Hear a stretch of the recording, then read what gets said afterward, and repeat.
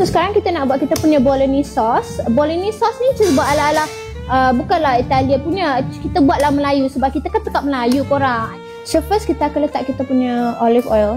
So sekarang kita letakkan kita punya bawang-bawang sampai dia punya bau sedap tak korang. Okay, kita akan masukkan kita punya daging. Masukkan kita punya daging kisar. Okay, so first kita nak letakkan garam. Hello. Tunggu kakak. Can you put later when I'm done cooking please?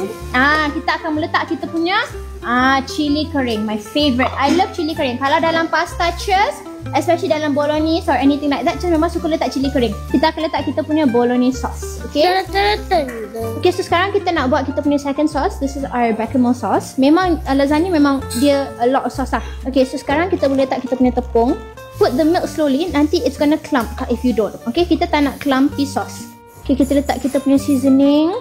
So sekarang korang kita akan meletakkan kita punya cheese. This is now the fun part. Kita akan start layering. Keep in mind that my bolognese sauce is very watery tak korang. Sebab kita akan letak dalam oven keras-keras. So, just masak. Just baru keluar oven dah habis sebab abang-abang kita dah baru nak sok besok. Apa?